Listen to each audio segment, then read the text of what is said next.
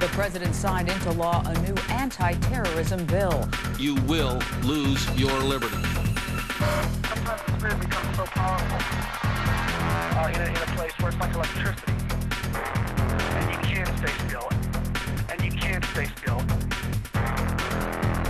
Power of the spirit. Sometimes the spirit becomes so powerful in a place where it's like electricity. And you can't stay still. And you can't stay still. Power of the spirit. There is a chance for the President of the United States to use this disaster to carry out the New World Order. This mass terrorism is the new evil in our world today.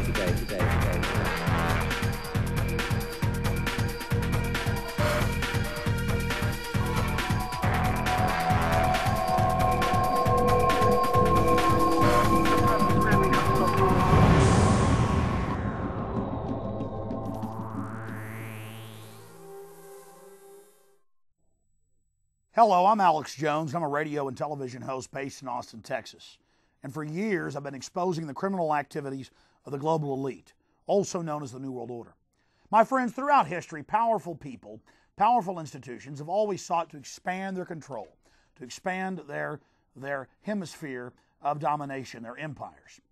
And they've always used terrorism, that is the threat of the outside enemy, as a pretext to get their population behind a war, or behind giving up their liberties, behind giving up their freedoms, as a way to, get behind the mother government, behind the homeland, to sacrifice. And Americans are no different. We've been manipulated many, many, many times. So now we're going to look at a few of the older examples and some of the newer examples of this, and then we'll cover what really happened on September 11th and who stands to gain.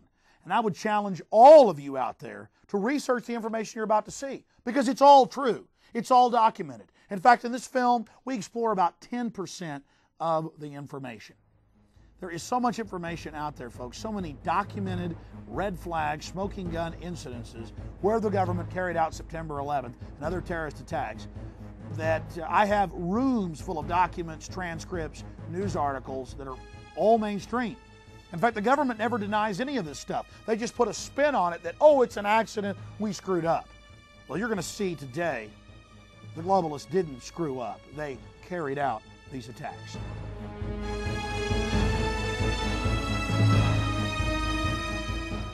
Now, I just want to spend a few minutes here, going over just a couple of examples in the last couple thousand years of elites using terrorism that they perpetrate against themselves as an excuse, as a pretext for war, as an excuse to declare war on their own people or on a foreign enemy, to consolidate and expand their power. It's called problem, reaction, solution. Create a crisis, create fear, and tell the people, give up your liberties, get behind this war, submit to the emperor, cheerlead this expansion of tyranny, and we'll protect you. And that's the siren song of dictators. It's a fraud. It's a lie. It goes against every example of history we have. And for those of you that are doubting that elites could be carrying out these type of dastardly deeds, you just don't know history. And you don't understand that power corrupts and absolute power corrupts absolutely. And that there is truly nothing new under the sun. Way back, ladies and gentlemen, almost 2,000 years ago, Nero, the degenerate, inbred emperor of Rome, set the city ablaze so that he could blame it on the Christians, who were becoming a very popular minority in the city. He was having trouble persecuting them. The more Christians he persecuted, the more Christians popped up. The more people were converted. Well, he had a very successful purge in the weeks and months after he set the city on fire. And before he committed suicide, he admitted that he had set the city ablaze. And then, of course, we have some more modern examples of this. In 1898, William McKinley's Navy blew up the Maine in Havana Harbor as a pretext for war with Spain. And the United States expanded its control and grabbed dozens of islands, coaling stations in the Pacific. And now you read the history books and declassified documents. U.S. government documents, they admit that the U.S. government blew up its own ship and blamed it on the Spanish. Seines festen Blutes fühlen und dieses Wissen zur Führung der Nation erhoben hat und entschlossen ist, diese Führung zu behalten, wahrzunehmen und nicht mehr abzugeben.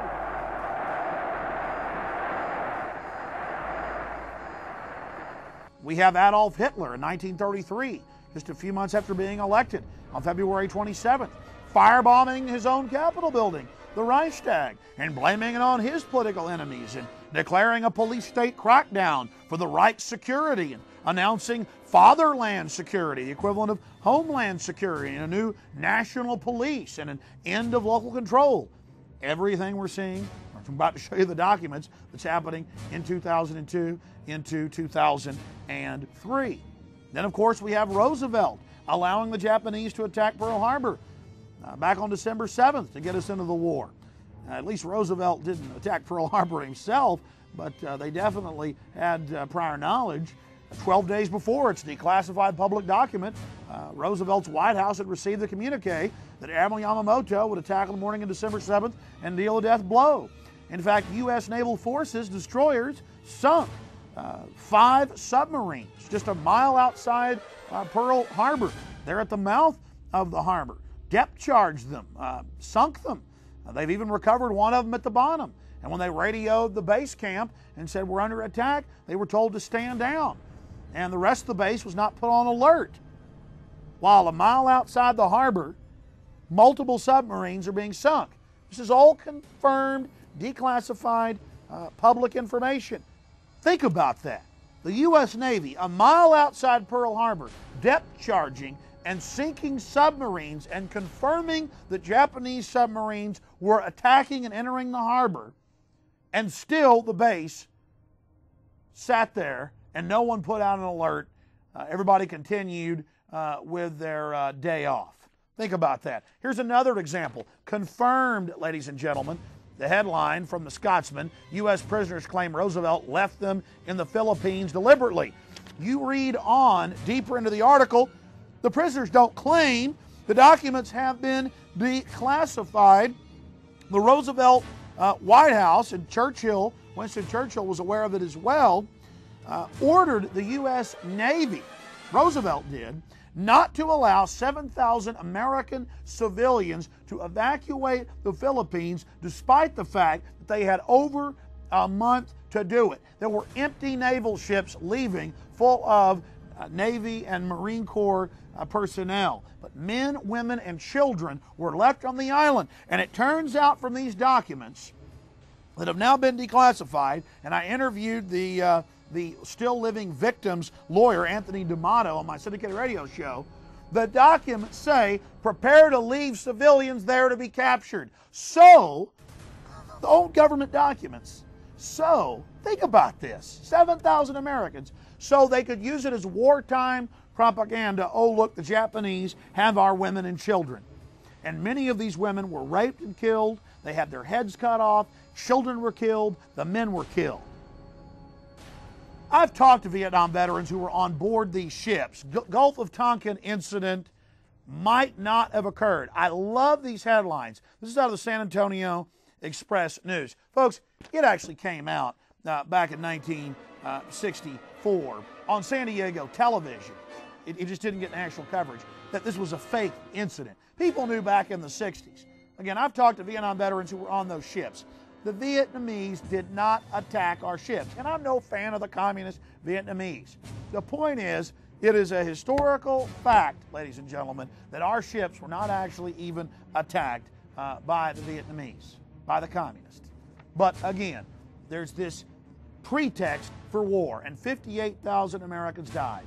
And by the way, our own government wouldn't allow our jets and aircraft to bomb the North. And the documents have now been declassified on that, because the war was about getting our servicemen addicted to heroin, and it was about dredging the port there, and it was about selling weapons. It was a war for profit and a war to demoralize the American people. And another example of problem, reaction, solution, and there are just thousands of these. We're going to go over a couple more. I see these reports all the time. Most notorious German post-war neo-Nazi was an MI6 agent. That's the MI6 is the equivalent of the British CIA. They're their outward-focused intelligence agencies. And the most notorious neo-Nazi who almost got Nazis elected in the late 1960s was an MI6 agent. And just a few weeks ago, I saw other reports, the modern neo-Nazi leaders out there promoting and creating all of this to destabilize Germany so the government has an excuse to come in with more police state to deal with this problem and an excuse to attack their free speech and to get rid of average Germans' free speech on other issues. They're now using the threat of the neo-Nazis, and every time I look into it, every leader of these groups, even in this country, they caught the FBI Cretan Klan groups back in 1998 trying to get them to blow up a chemical plant in Fort Worth, Texas. They won a bum steer award in Texas Monthly Magazine. The FBI did, which is a huge insult for criminally creating a Klan group. It's the same thing. They create the crisis, they create the threat or the perceived threat to scare you into submission. Most notorious German post-war neo-Nazi was an MI6 agent. What more do you need? Here's another one. This is the Associated Press. Germany intercepts Israeli arms bound for Iran. So the Israelis have been caught selling nuclear weapons components, cruise missile parts, F-16s, radar, everything to the Iranians, who are not friends, folks, but they don't care. See, World War III will only expand the globalists and their power. Another article on that, this from the Associated Press. Germany intercepts Israeli arms bound for Iran. Disgusting, ladies and gentlemen. And if you're doubting the government would do evil things to you, think about all the things they've done. This is not our republic, folks. This is not our legitimate government. Our government has been hijacked. Virginia governor apologizes for eugenics law. What did the government do? United Press International. This is just one state with tens of thousands of people being sterilized from 1924 to 1979. If you came from a single-parent home and made under a B+, they would send by men in white lab coats with the police with no warrant, no conviction, no jury, no probable, no nothing, folks. This is the tyranny. This is how long our rights have been violated. It's always some new evil. We get rid of slavery, 10 other evils pop up.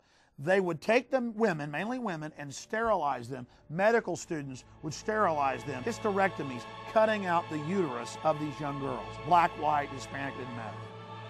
And then we exposed that evil. It was going on nationwide, the hundreds of thousands, the tens of thousands just in Virginia alone, but in all 50 states, right up until 1970s, 1979.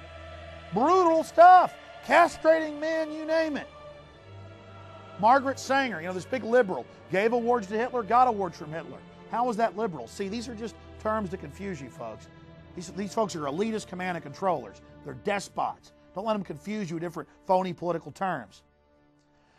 Now they call it bioethics, and it's still going on. And Child Protective Services grabs innocent children from innocent parents all the time, just because they want to break up families and get hundreds of thousands of federal dollars from it. There's all these evils going on. So many evils, I couldn't cover them in 10 hours. One more example of problem, reaction, solution, then I'm going to get into what happened on September 11th, ladies and gentlemen. Government-sponsored and controlled terrorism to scare you into accepting tyranny, to scare you into accepting a total police state and the federal takeover of local governments and troops on the streets, as you're going to see from mainstream news. Of course, you say, well, if mainstream's lying. Well, they don't really lie. They just throw it in your face and spin it, tell you how good all this tyranny is. Back in 1962, the Joint Chiefs of Staff, headed by L.L. Lemnitzer, wanted to blow up ships. They said again, like we did the Maine, incredible, declassified, confirmed document. ABC News and Baltimore Sun reported on it back in April and May of 2001, right before September 11th. They didn't report on it after, though. The U.S. government had a plan, the government, to blow up its own ships, to bomb Washington, D.C., to bomb the Capitol, to hijack jets full of Americans and crash them, to kill astronauts in space. John Glenn, they actually list him, let him die in space. attacked Marines at Guantanamo Bay using Army Special Forces, Rangers, paratroopers dressed up like Cubans. Same system over and over again, as a pretext for war with Cuba and the Soviet Union and for a domestic police state crackdown. The Northwoods document. And they say casualty list and U.S. newspapers would cause a helpful wave of indignation. What more do you need? A few super modern examples in the 1990s. It actually came out in the New York Times that the FBI cooked the bomb and trained the driver and gave him the detonators in the World Trade Center bombing. And then we saw in 1995 the government that was involved in the Oklahoma City bombing, just voluminous amounts of evidence there. But today let's focus on September 11th and what really happened there, just some of the evidence, because there's just so many smoking guns and red flags. It would take, again, 10 hours to even cover half of it.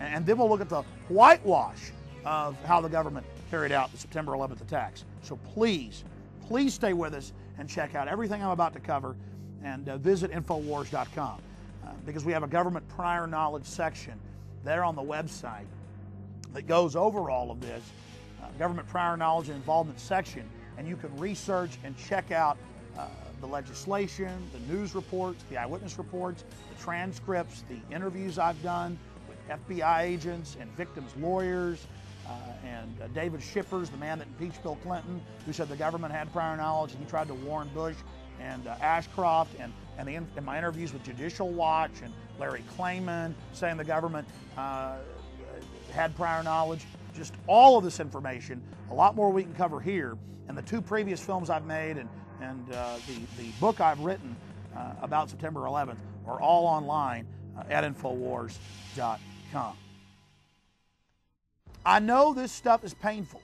I know it's hard to believe, but look at history. Is it any surprise?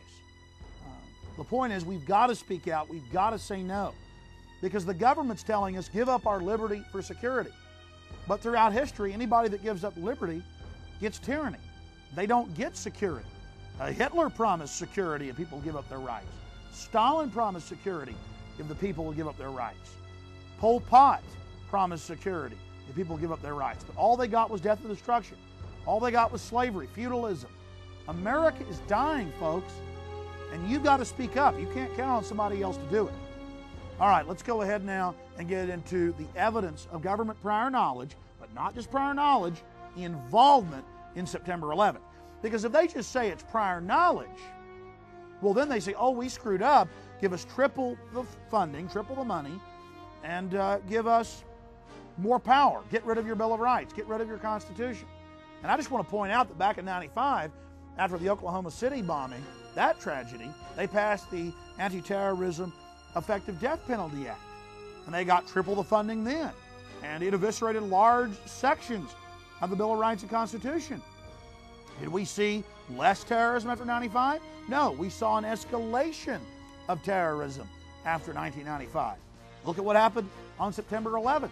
And now we've given them all this new power and all this new funding with Homeland Security and with what's developed with the USA Patriot Act that is the complete opposite of what a patriot would do. I think George Washington and Benjamin Franklin and Thomas Jefferson, in fact, I know they must be rolling in their graves. They're probably having convulsions down there of anger. Imagine what Patrick Henry thinks about this. Give me liberty or give me death. We didn't get freedom. We didn't get security. We didn't get happiness and safety after we gave them more power. You give the intelligence agencies more power and more control, do they really have an incentive to stop the terrorism? No, they have an incentive to engineer the terrorism, and that's what happened on September 11th. So let's go through the evidence of prior knowledge and involvement. See, they had to come out with this news of, okay, we did have prior knowledge because we're a bunch of buffoons because all this evidence came out. So they said, oh, it's an accident we let the attack take place. Our government funded, trained, protected. Why, they founded Al-Qaeda and the Taliban. So we'll look at the evidence of prior knowledge and involvement. Then we'll look at the ensuing whitewash. Then we'll look at what they're getting out of the terrorist attacks. Coming up with this information that it admits it did warned the proper authorities before September 11th of a hijacking plot that was linked to Osama bin Laden. We are looking into this. Tonight, the White House is confirming a report that the CIA director told President Bush before September 11th that there was a chance that someone connected to Osama bin Laden might hijack a U.S. airliner. Now, there was no suspicion that they would take those hijacked airplanes and ram them into buildings. Well, that's not so. As a matter of fact, even Al-Qaeda reports from the CIA back in the mid-90s indicated that they intended to take a plane and ram it into the Eiffel Tower in Paris. And Murad had discussed with Youssef the possibility of crashing a plane into an American government building. He will board any American commercial aircraft pretending to be an ordinary passenger. He will hijack said aircraft, control its cockpit and dive it at the CIA headquarters. It is simply a suicidal mission that he is willing to execute. There's no question that the Intelligence Committee and the Congress and the administration had reason to suspect that hijackings were a possibility. I don't think anybody knew that it would possibly be used as a missile aimed into a high-rise building. There's just suspicious activity there, and the handwritten notes of at least one FBI agent indicated that they were speculating, they were brainstorming. They said, well, maybe this guy's out to ram a plane into the World Trade Center. You kind of put all that together and you start to get a picture. There was no time, there was no place, there was no method of attack. It simply said these are people who train and seem to talk possibly about hijackings. And had this president known of something more specific or known that a plane was going to be used as a missile, he would have acted on it. The vice president deciding to add a paragraph to his speech, echoing those comments from Dr. Rice, saying any suggestion that this president had any specific knowledge about the September 11th attacks is ludicrous.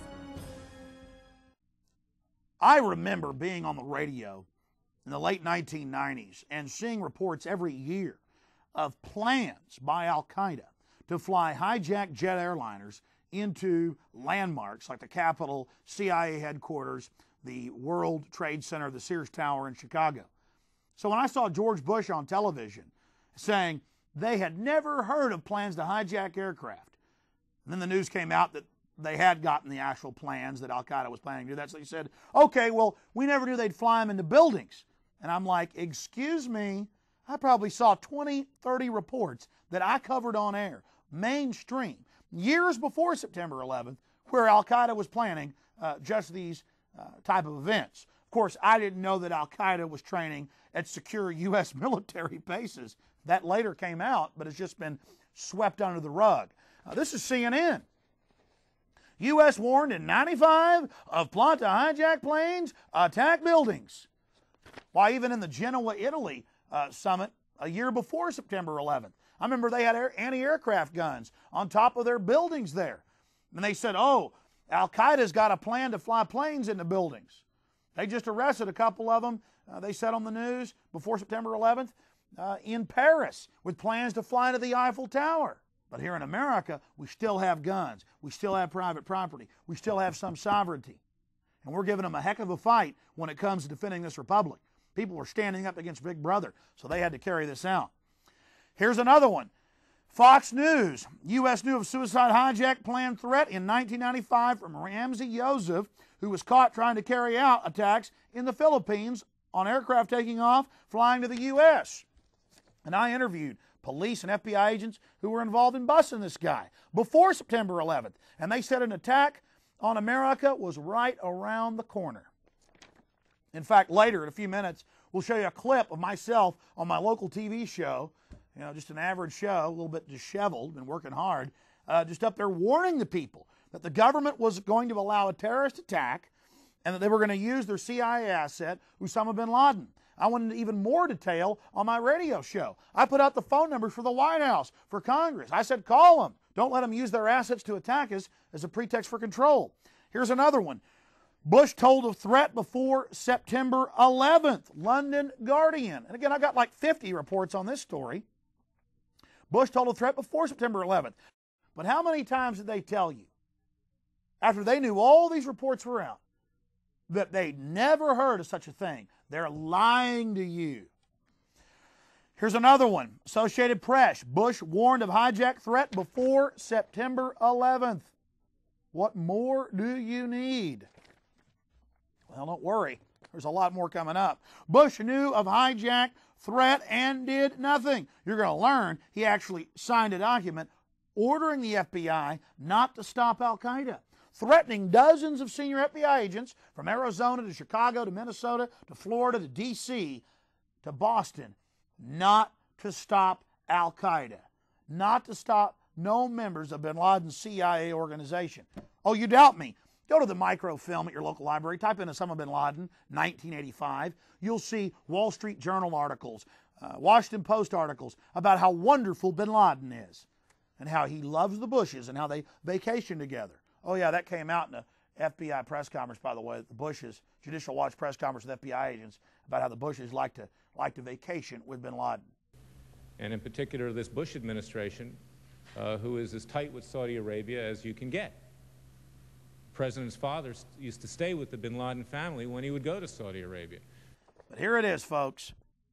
Bush knew of hijack threat, CBS News. Hijackers trailed by CIA before attacks.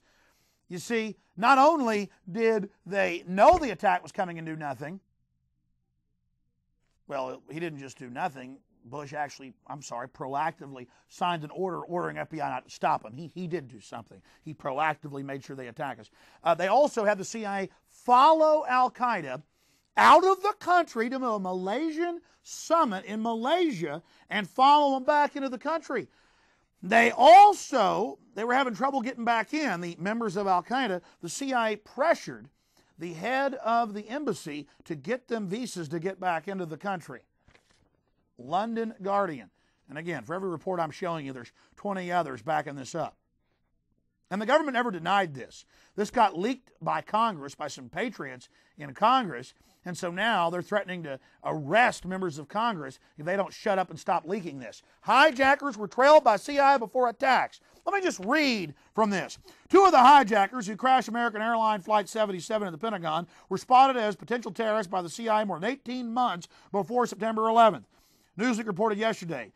It called this the most puzzling and devastating intelligence failures in the period before the attacks. The magazine reports they followed them out and followed them back in to Los Angeles and did nothing with the information. Yeah, actually helped them get back in. Another one, MSNBC. The hijackers we let escape. The CIA tracked 2 suspected terrorists of al-Qaeda summit in Malaysia in January 2000, then looked on as they re-entered America and began preparations for September 11th. And they call this the worst intelligence failure. Bush went to the CIA. A lot of you saw this on television. Everybody thought, ooh, he's going to fire somebody. He went to the CIA. They stood around the Eagle there on the Marble. 3-minute standing ovation. They were smiling. They were celebrating because they get to act domestically now. They get to run your local departments. They get to get into all the fun and be mob bosses over us now, folks. Total degeneracy, total tyranny. Unbelievable. MSNBC. The hijackers we let escape. Does that not infuriate you? 99 Report warned of suicide hijack plan. U.S. government plan. Put out a report saying that Osama bin Laden was preparing to fly hijacked jet airliners into the World Trade Center, CIA headquarters, the Capitol. The list goes on and on. That's the Associated Press. Unheeded warnings. FBI agents' notes pointed to possible World Trade Center attack. He was told to shut up by superiors. MSNBC. But they always tell you, oh, it was just an accident. Just an accident. And it says these FBI agents joked. That's the headline, but I've talked to FBI agents in person. They weren't joking when they said, it's like al-Qaeda runs the FBI. And I said to him over the phone, I said, it isn't like al-Qaeda runs the FBI. The FBI, through the CIA and the big central banks that founded the CIA, read your history books, they run al-Qaeda. Get the full horror straight in your minds. Bush held up plan to hit bin Laden. You know, they had battle plans on their desk. They had tens of thousands of U.S. and British troops massing publicly in Tajikistan and Uzbekistan. I say publicly, I mean, it was out in the foreign press, but total news blackout here. They were doing it covertly, but it was still out publicly in the foreign press, to invade Afghanistan. And Bush held up plan to hit bin Laden. He had it on his desk 2 days before already, and had already signed it, but was it to be released till September 12th. U.S. plan for attack on al-Qaeda. White House given strategy 2 days before September 11th. Again, MSNBC. But they say, oh, it's all just a big accident, a big coincidence. Yeah, wait, we haven't even gotten to the information yet. NSA intercepts on eve of 911 sent a warning. Messages translated after attacks. Washington Post. You read on to the articles about this. They got warnings a month before. They got warnings a week before. They got warnings a day before. This is just one of the articles of the plan to fly aircraft into the World Trade Center. And you just saw the reports they got back in 95.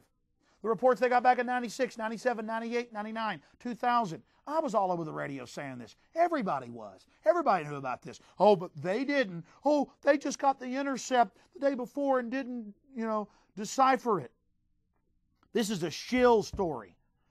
You know why? Because good people in government were blowing the whistle. Air Force colonels, Air Force captains, Army generals, FBI agents. And so they put out the spin. Oh, yeah, there were some warnings the day before. We missed it. And that gets announced nationwide. Then when you tell your neighbor about this, they go, yeah, they missed it. Here's another one. September 11th probe, wiretaps in Italy. Hear parrot talk of terrifying plan by madmen. AP. Air Force officer suspended after charge. Bush knew of 911 threat. It wasn't a charge. I've interviewed his lawyer, Mr. Hilton, who's talked to hundreds of these officers. This was the dean of the Defense Language School that trains spies, Monterey, California. You know why he was angry? He was ordered to train Muhammad Atta and two of the other supposed hijackers. The fall guys, the patsies, that's what they were. They were playing a part. Knight Ridder newspapers. This Air Force officer, Lieutenant Colonel Steve Butler, said that Bush was behind the attacks and orchestrated the attacks so he could have a war for global domination and a police state. Again, here's a report out of the Herald newspaper there on the West Coast. The Monterey County Herald. DLJ official removed for criticizing Bush. And you read on. Then I interviewed the lawyer who represents 400 families of the victims, 400 families. San Francisco attorney, Bush allowed 911. I interviewed Stanley Hilton on my syndicated radio broadcast for 2 hours. He's not some left-winger out to get Bush. Neither is Judicial Watch, exposing Bush for prior knowledge and involvement with FBI agent Robert Wright and David Shippers, the man that impeached Bill Clinton. This guy was former Bob Dole's chief of staff. This is out of the San Francisco Examiner. San Francisco attorney, Bush allowed 911. And then he goes into details. He has filed a class action suit against 10 defendants, including Vice President Dick Cheney, National Security Advisor Condoleezza Rice, Secretary of Defense Donald Rumsfeld, Transportation Secretary Norman Mineta, saying that they engineered the attacks. And I interviewed him. He says that his sources within the FBI, CIA, National Security Agency, Naval Intelligence, and Air Force, and others, say that NORAD was ordered to stand down as the U.S. government engineered the attacks. Bob Dole's former chief of staff. But first, is President Bush to blame for the September 11th attacks? A $7 billion lawsuit filed recently in federal court alleges that the president, several other high-ranking administration officials allowed the terrorist attacks to happen. Joining us now is the lawyer who filed this ridiculous suit, is Stanley Hilton. You know something? You know what's so sinister, Mr. Hilton, in what you're doing here? There is no evidence. There's no evidence, no specifics, no times. The president never saw the two memorandum that you talk of. You got some conspiratorial kook that you have feeding you information that doesn't know the president, never gave it to him here. But we're at right now, this country's at war against terror. And it's a serious war, and people's lives are in jeopardy. And you're distracting the president, you're distracting the White House, you're distracting the country for your own selfish grandizement in this particular case. It's a disgrace what you're doing. You ought to be ashamed of yourself. You have no evidence, and you ought to pull it back. That's what you ought to do if you're a good American.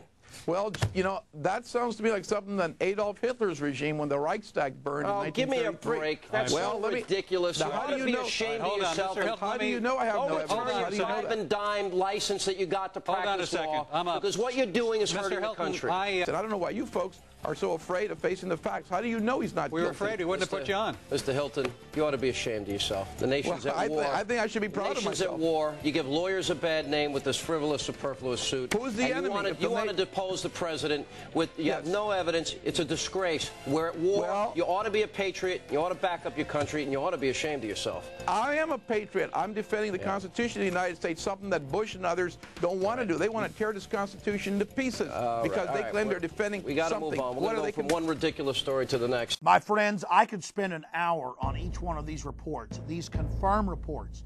No one is refuting this. Every time the government gets caught, they say it's an accident.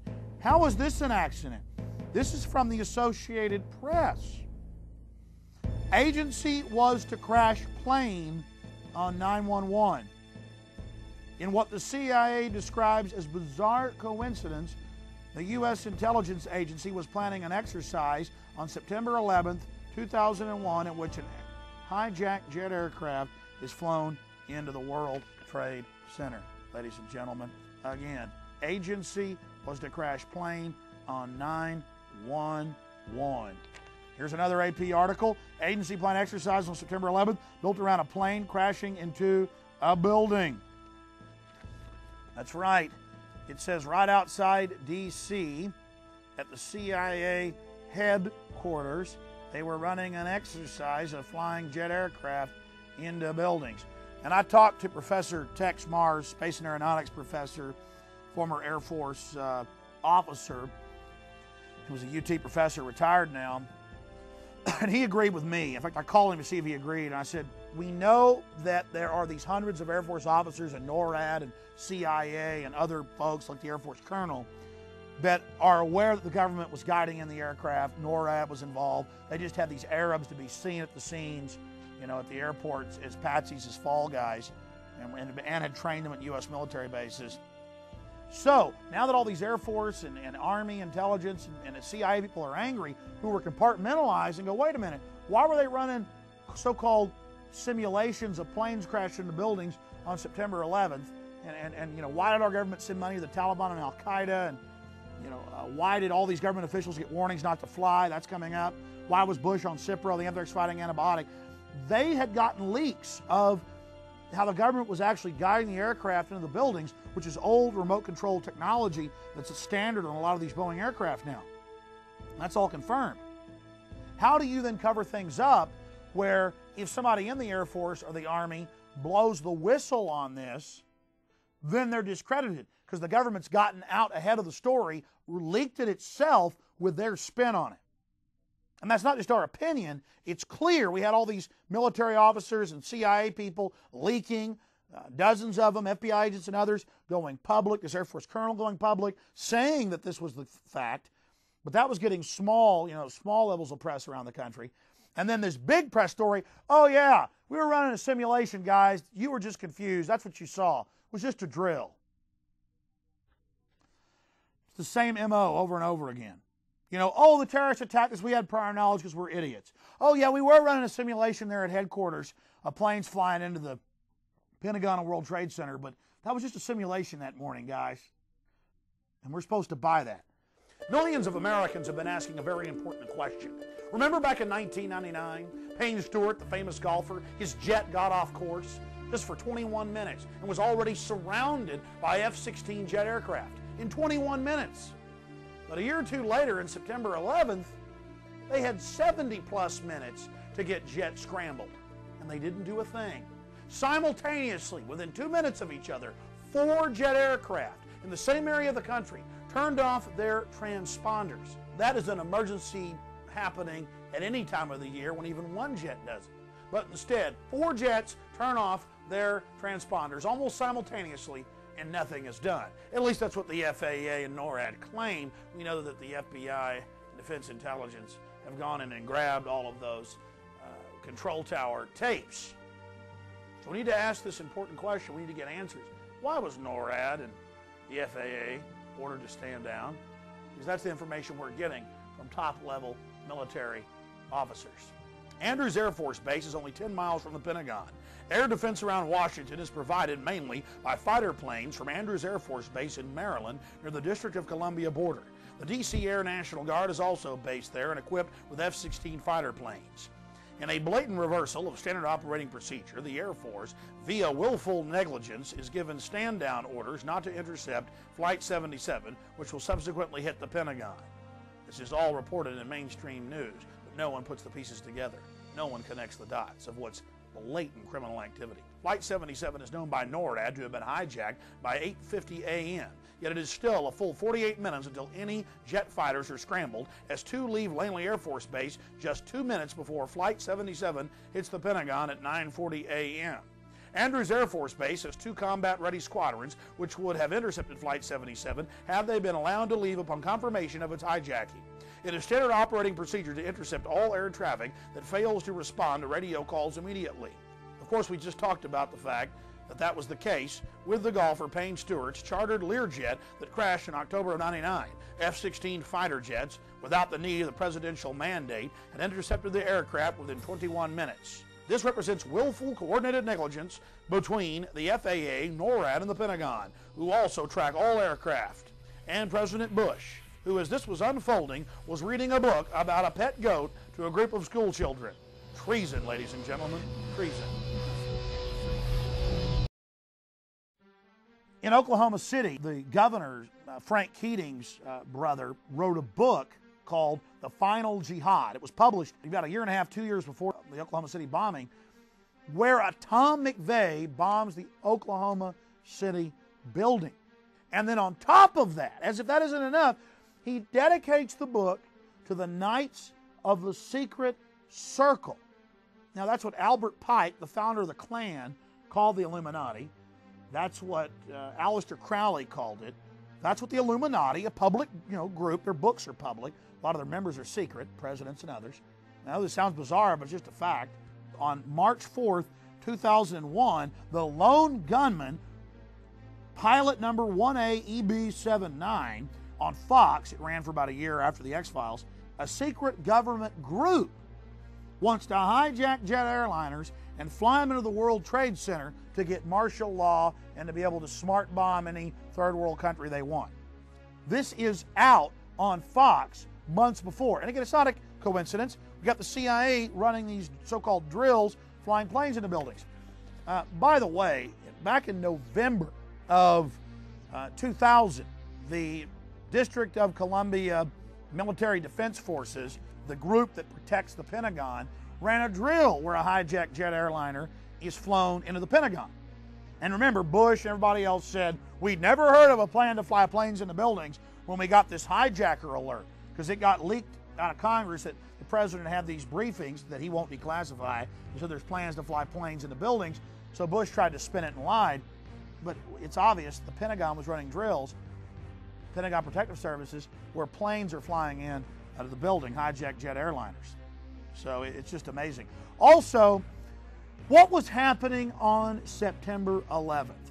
The founder of the Taliban and Al-Qaeda, the man in the 80s who was still running Pakistani intelligence that publicly runs Afghanistan, Pakistani chief and spy general Masood Ahmad wired $100,000 to Muhammad Atta, the lead hijacker. Source, Washington Post, New York Times, you name it. They say this is all coincidental, of course.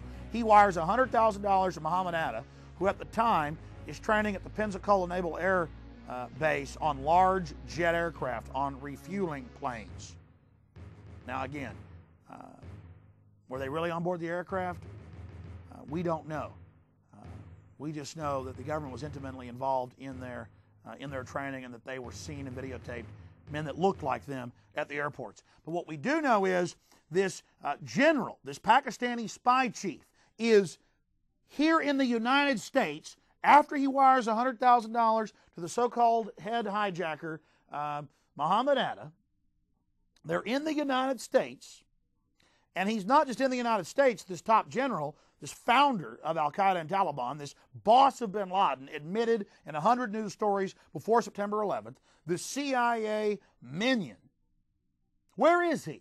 He is in D.C., and not just in D.C., he's at the Capitol the morning of September 11th, eating breakfast with the heads of the House and Senate Intelligence Committee, including Representative Porter Goss, Republican, and Senator Bob Graham, a Democrat, meeting with the two heads of the House and Senate Intelligence Committees, eating breakfast as the jet aircraft fly into the buildings. Again, this is my source on this. I've got New York Times. I've got Washington Post. I've got everything in here. I mean, you just got to go to Infowars.com and go to the prior knowledge section and just take your time. Spend a Saturday afternoon, 4 or 5 hours. Look at this for yourself. Please listen to me. There's no way to cover all this. Here's another one from Friends of Liberty. A great analysis right off Boeing's website. It turns out that Boeing 767s and 757s can only fly at the G's reported of 6.5 to 7 G's when they're under remote control. Then only 767s and 757s come standard with remote controlled Global Hawk type systems that only NORAD pilot and control.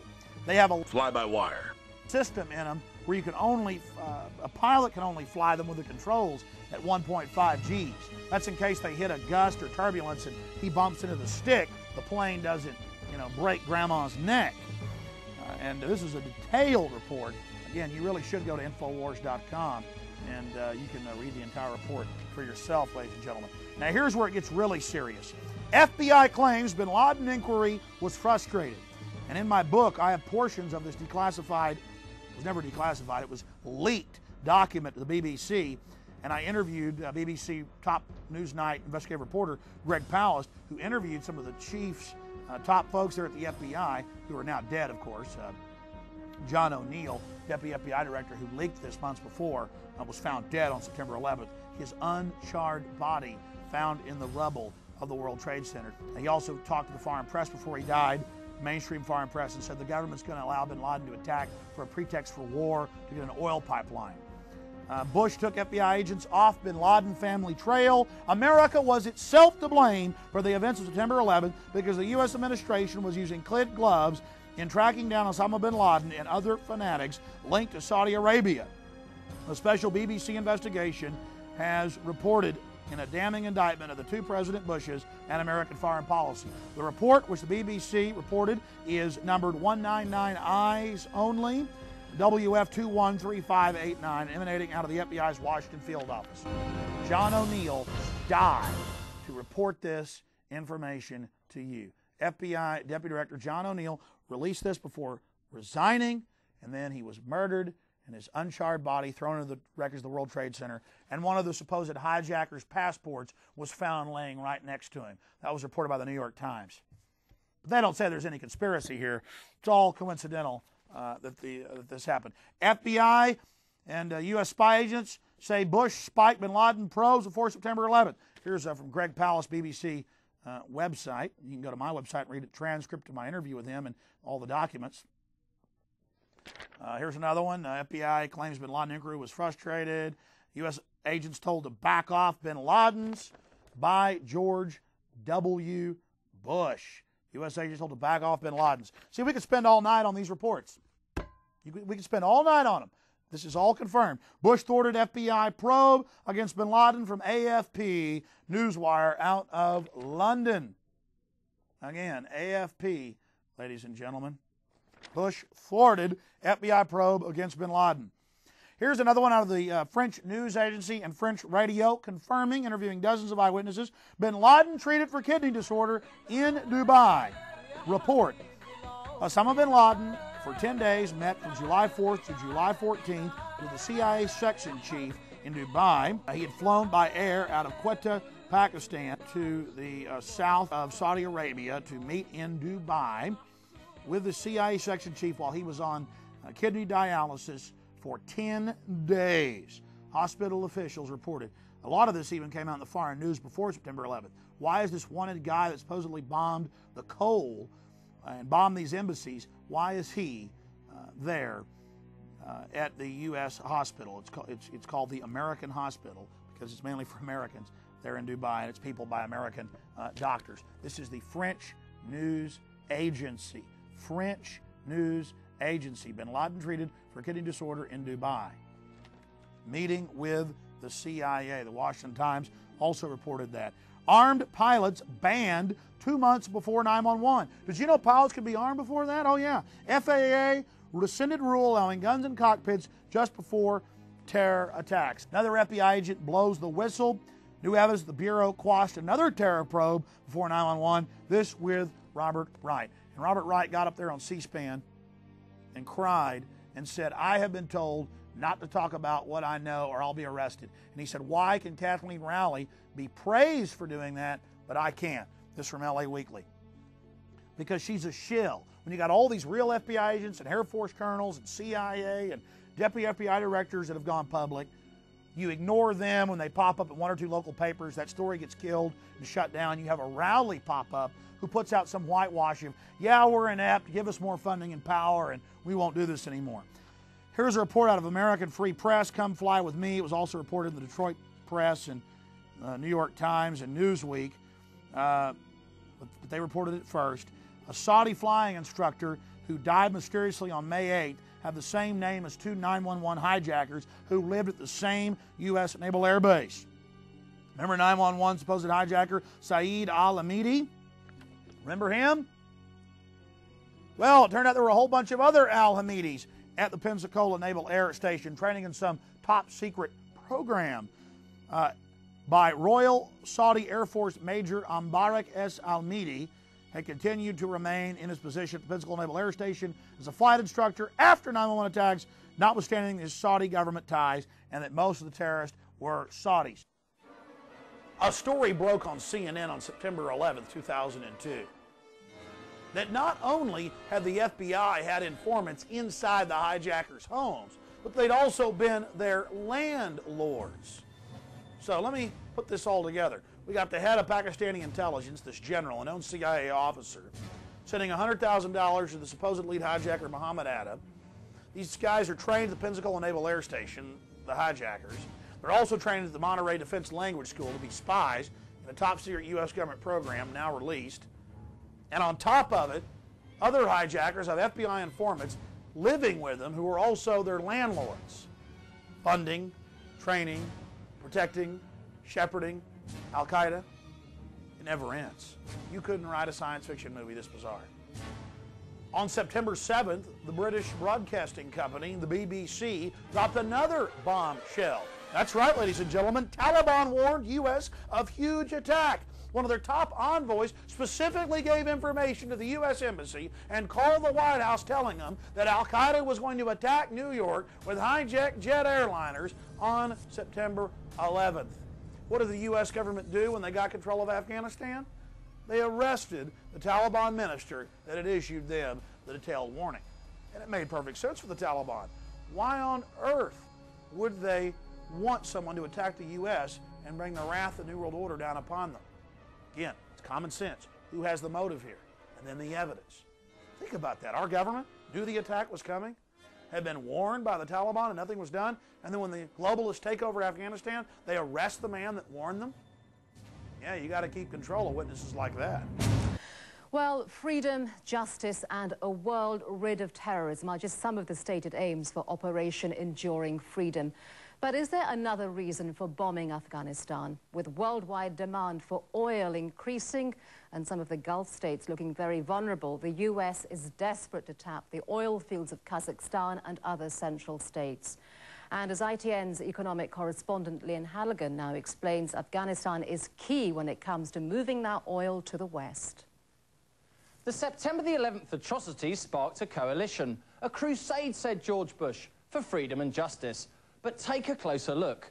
There's an important subtext to the struggle over Afghanistan: oil.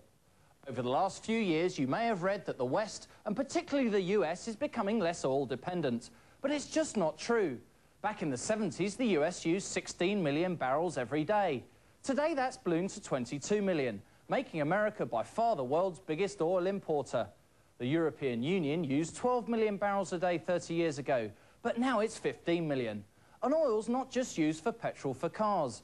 Right now, you're watching a television made of plastic, presumably in a well-warmed room, and probably wearing man-made fibres. And all thanks to oil. So where does it all come from? Saudi Arabia, of course, is the biggest exporter. Over 7 million barrels every day. Iran, Iraq and Kuwait are big players too. But don't forget the former Soviet Union, which exports almost 4.5 million barrels daily. Apart from Russia, it's these newly independent Central Asian states, particularly Kazakhstan, that are key. Already 20 billion barrels of oil reserves have been found in Kazakhstan, and there could be much more. The oil and gas so far discovered in these parts is worth $3 trillion in today's prices. That's why Western money men are so interested in getting this oil to world markets. It's also important in this film to look at motive.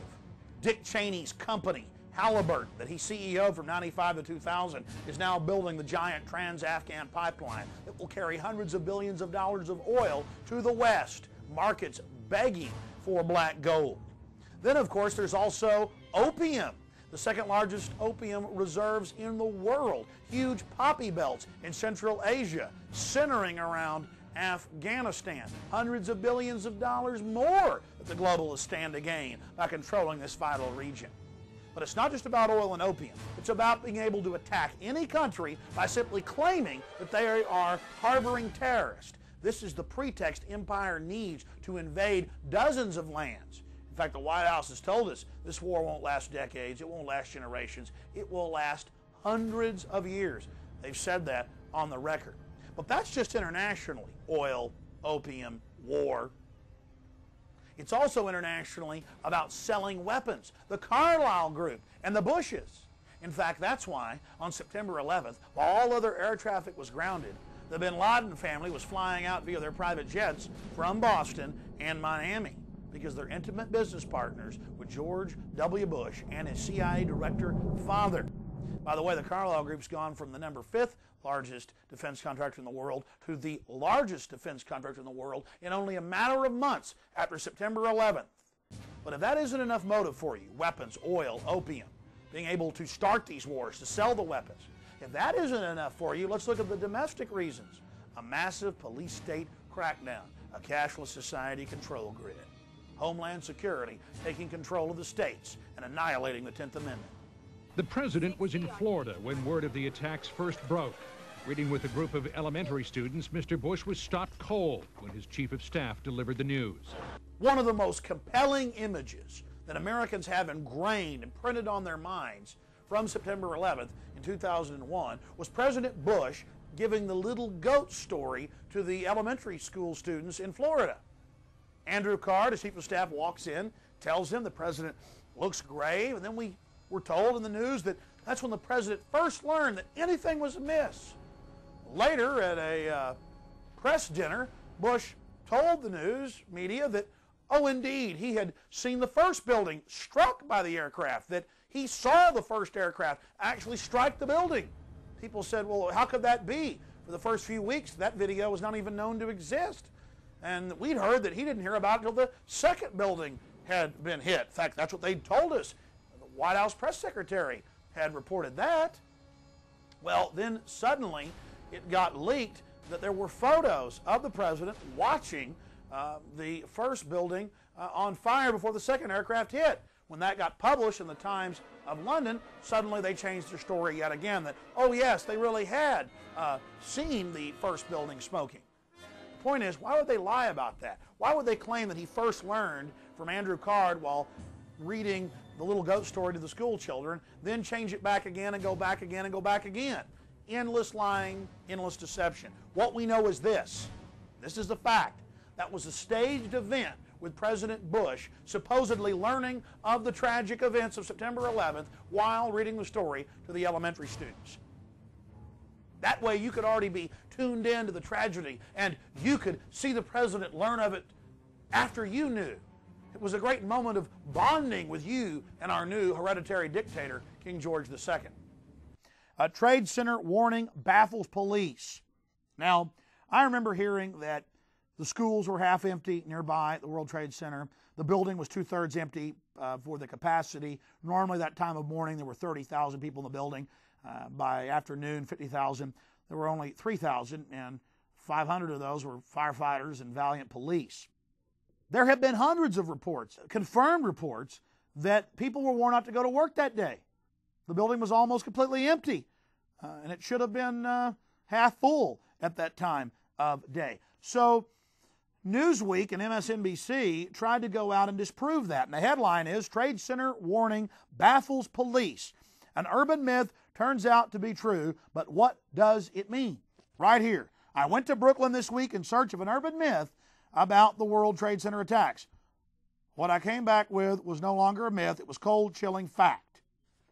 People have been warned not to go to work again. Here's another one. This is the Times of London, September 27th, bin Laden's trail. The author Salman Rushdie was warned, and they called the FAA, the Times of London did, was warned the month before and banned from flying commercially for the month of September for his safety, because there's a fatwa, a hit out on him, a contract is out on him publicly from Iran. Times of London, September 27th, Salman Rushdie told not to fly. Times of London. Here's another one. Instant messages to Israel warned of World Trade Center attacks. See, that's not a rumor. The Israeli firm Odago confirmed today that their employees received text messages warning hours before to get out of the buildings that they were going to be destroyed. Young children told police and their teachers a week before, those buildings will be knocked down next week. Again, I was on television saying that bin Laden's a CIA asset and looks like he'll attack New York. Saying, call Washington, tell them to call off the attack. Hello, ladies and gentlemen. I'm so glad that you could join us today for this Wednesday, July 25th, 2001 broadcast.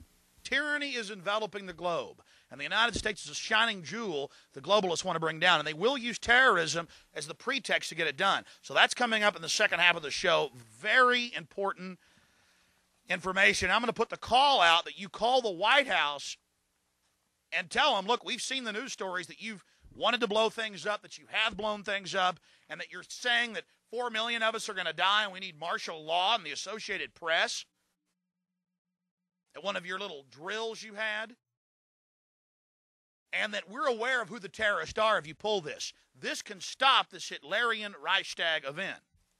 I want to put the toll-free number up for Congress. And I won't want you to believe Alex Jones. I want you to go get these news stories off my website. I want you to call these major newspapers. I want you to find out these statements were true by the White House about preparing for martial law. And I want you to let them know that if there is any terrorism, we know who to blame. The point is, if any terrorism comes, it's from this government. And if there was an outside threat like a bin Laden, who was a known CIA asset in the 80s, running the Mujahideen war, and whose family builds all the military bases over in Saudi Arabia right now, and sits on the board of Iridium Satellite, he's the boogeyman they need in this Orwellian phony system. I want the White House numbers up there now. A big part of this solution, after you research all the government terrorism and check out what I'm saying is true, call the White House and tell them, we know the government's planning terrorism. We know Oklahoma City and World Trade Center was terrorism. We know the Joint Chiefs of Staff wanted to blow up airliners, Baltimore Sun. If you do it, we're going to blame you because we know who's up to it. Or if you let some terrorist group do it, like the World Trade Center, we know who to blame. And you could save the planet. I'm calling it Operation Expose the Government Terrorist. Willie Brown got low-key early warning about air travel. San Francisco Chronicle, September 12th. Low-key says the FAA called him the day before and told him don't fly to New York for your safety. In July, the Attorney General John Ashcroft quit flying commercial and cited terrorist threats. Some got warning, don't go downtown on September 11th. Confirmed. Echelon, you know, that spy system that randomly listens to telephones and emails and the rest of it. Echelon gave authorities warnings of attacks months and weeks and days before. Another one, the Journal News out of New York. Police. Students spoke of attacks before September 11th. Authorities are tracking numerous leads. Some people, including members of the Arab community, heard rumors of a terrorist attack on New York and Washington in the days leading up to the hijackings, law enforcement sources said. And it says they gave descriptions. Do you see those two buildings? They won't be standing there next week. I mean, small children in English class told their teachers. Journal News of New York. The Germans warned us. German police confirm Iranian deportee phoned warnings weeks before saying Al-Qaeda was going to attack New York. German police confirm Iranian deportee phoned warnings. Unexplained 911 explosion at WTC complex. What does this report? The government has claimed national security on the dispatch tapes, the recorded tapes of firefighters, senior firefighters with firefighting engineering degrees on the 76th to 79th up into the 84th floor, saying that there were small fires, the fires were contained, the metal was not melting, even in the hottest area of the fires, and that bombs, their last words were that bombs were going off. People say the government couldn't carry out a September 11th attack. It's too big, they'd get caught. They did get caught. They're just counting on you to be dumb and to go along with it. This is the dominant spin. Now let's look at the whitewash. The dominant spin we're hearing in the news is ignorant and inept FBI failed to heed warning of attacks. Why, these poor guys, they just need more funding and more control. Then when lawmakers started seeking a probe of leaked September 11th intercepts, George Bush, Dick Cheney, and others called them up and threatened them and said, we don't want any investigations. If there's any attacks, we will say that you hindered us by these investigations. And I remember them saying it all over the news. I'm sure you heard them as well, but here's just one of the articles that from Reuters. Again, USA Today. Secure often means secret post 911 government, stingy with information. It talks about local agencies, counties, cities, federal. They're all going secret. It's their perfect excuse to not give you any information on any subject. Government's digging in against the American people, declaring itself the owners of the population. This from USA Today as well. Government going secret, just like in Russia, just like in Nazi Germany. And we saw reports, Graham, 911 study hindered.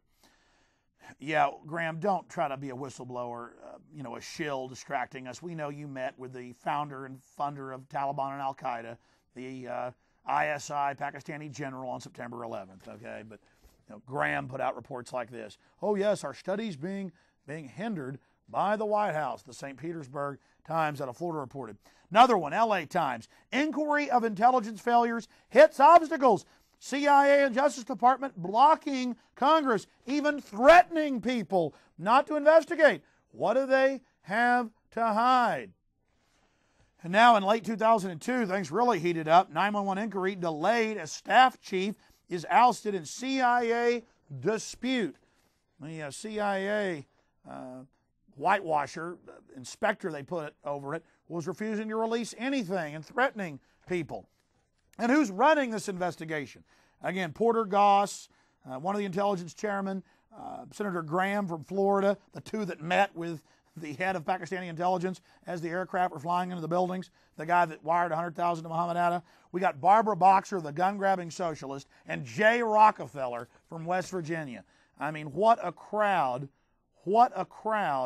of whitewashers. Now we have good members of the House and Senate that have leaked the fact that the NSA got warnings, specific warnings, that the White House knew of plans by Al-Qaeda to fly jet airliners into buildings, that bin Laden was in the U.S. hospital right before the attacks, that Bush was on Cipro, the anthrax-fighting antibiotic, on September 10th with his cabinet, 4 weeks before anthrax popped up in Boca Raton, Florida.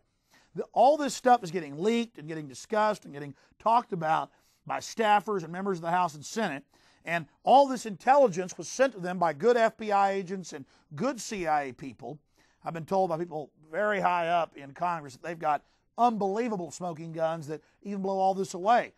So now the White House is even threatening arrest, threatening lie detectors on senators and House members and their staffers if they leak anything else about September 11th. And the news frames it like, why, there's traitors in the House and Senate. They're releasing information that could let Al-Qaeda attack us again. Then you read on in the article, it concerns leaks of government prior knowledge and involvement. So the executives coming over to the legislative, bossing them around like a dictator, threatening people who have valiantly leaked information of government involvement in the attacks. This is from the Washington Post. Probe of Hill leaks on 911 is intensified. So think about it, folks. We have the CIA following Al-Qaeda out of the country and then making sure that the U.S. embassies gave them visas back in, and the House and Senate leaked this information. They leaked the fact that the NSA got warnings, specific warnings of attacks coming against the World Trade Center. And what does the government do? They go and threaten people in Congress with arrest and try to make them take lie detector tests so they can charge them with treason. The legislative is supposedly separate from the executive and just as powerful. But that's not happening. Now, under the name of protecting the homeland, people shouldn't leak that the executive ran the attacks. Think about that. I mean, you couldn't write a science fiction book. You couldn't write a novel. You couldn't write a spy thriller like this. People wouldn't believe it. And on top of this, what did Dick Cheney, what did George Bush, what did other CIA pumps and minions say on the news? They said publicly, if you frustrate us and divert us with congressional investigations of government prior knowledge and involvement, if you do this, you are ensuring another attack. Dick Cheney said it on Meet the Press. This is out of the London Guardian. Prepare for attack, Cheney tells U.S., perhaps nuclear. He said a bigger attack is a sure thing, not a question of if, but when. Think about that. He specifically said on television, if you continue to frustrate and divert us with these investigations of prior knowledge, you're ensuring an even larger attack. Folks, it took them 72 hours to even cover part of the information. I'm trying to do it here in this tour de force, this rambling rampage in 2 hours. But U.S. government officials, former officers, a U.S. Air Force officer, U.S. Air Force captain met and said the evidence is clear. The U.S. government carried out the attack. This is a mainstream national Portugal newspaper covering a 72-hour press conference. 72 hours to show the evidence. Just go to Infowars.com, look at the government prior knowledge section. Again, I want you to see all of it. Throughout this film, I've been telling you to check out the information we're bringing forward. That's because it's only the tip of the iceberg, and I want you to know without a shadow of a doubt that the information we're bringing forward is documented. You and your family are under attack. World government controls America, and they engineered September 11th to get a police state agenda through. So stand up against them. Now let's go through this quick now. Taliban melt away before army sweep. London Guardian. What happened? Well, the commander of the biggest U.S. search for Taliban and al-Qaeda fugitives, Colonel James Huggins, commanding officer of the 3rd Brigade Task Force of the 82nd Airborne Division, said that every time they went into a village, people had been warned to escape. The Taliban and al-Qaeda, it was clear, had people on the inside warning them of when Special Forces Command was going to be sending an operation. In fact, I saw a story in the San Francisco Chronicle where a top Air Force general said, what's going on here? We have top al-Qaeda in our sights 10 times. Their convoys, Mullah Omar and others. And every time we did, every time we requested authorization from the CIA to bomb, just like Vietnam, they wouldn't let them do it. That was because that was their operatives, their al-Qaeda, their Taliban, who were sent in to destabilize and to give the U.S. a pretext to move in and take control of the oil fields. And we have other evidence. 6,000 Taliban and al-Qaeda were flown out to safety as Kandahar fell. As the capital of Taliban and al-Qaeda operations fell, 6,000 Taliban and al-Qaeda leaders were flown out to safety into Pakistan with the Pakistani ISI chief, the same guy who had been meeting with the heads of the House and Senate Intelligence Committees on the morning of September 11th over breakfast, the same House and Senate Intelligence Committee chairman that issued these whitewashes. And when it came out in Fox News and the LA Times, and when it came out in the New Yorker magazine and all these different places, that the U.S. government had flown the leadership of Taliban and Al-Qaeda out to safety and dropped them off in Pakistan to then start a war with India so the Carlyle group could sell weapons to both sides, so the Bushes and bin Ladens could sell weapons to India and Pakistan, moving the war to another place, moving their troublemakers to another place, their pretext makers to another place. When that news came out, the media brought it out. The government didn't deny that they'd flown Taliban and Al-Qaeda leaders out to safety as Kandahar fell on C-130s, U.S. government aircraft with U.S. pilots. They didn't deny that. You know what they said? They said, oh, it was an accident. Just like everything else was an accident we've covered. And you're saying, wait a minute, who are the people getting tortured at Camp X-Ray in Guantanamo Bay, or all the articles about how they fly these so-called terrorists to Egypt for torture by U.S. forces? Who are the people? It's theater, folks. They're goat herders. They're the frontline people. You heard about the Arabs in the lines behind, the little goat herders who would point guns at them and make them fight the U.S., make them fight the Northern Alliance? Those poor kids are the ones that got captured and put in these big trailers, who suffocated. 3,000 of them were massacred by U.S. and Northern Alliance communist troops. These are low-level goat herders, low-level privates, and they're getting flown all over the world to be tortured, and the media reports on it. They're just playing the part of the enemy, unwittingly, while the CIA operatives that got them to fight are living in the lap of luxury, sitting in hot tubs. It's disgusting, folks. LA Times, something I told you in my first film before this article came out. No leaders of Al-Qaeda found at Guantanamo. No leaders. They were all flown out by the U.S. government. Authorities accused of the Lang WTC investigation. I already covered how the bombs were going off and how the firefighters reported 2 small fires up on the 76th to 84th floor. Their last words, bombs are going off. The government's declared national security on those tapes. Well, yeah, they better. And they've claimed national security, not on the flight recorders they say were damaged, but on the air traffic control tapes. They had 58 minutes to stop the second plane. They had 70-plus minutes to stop the Pentagon plane, but of course they didn't. Authorities accused of delaying WTC investigation.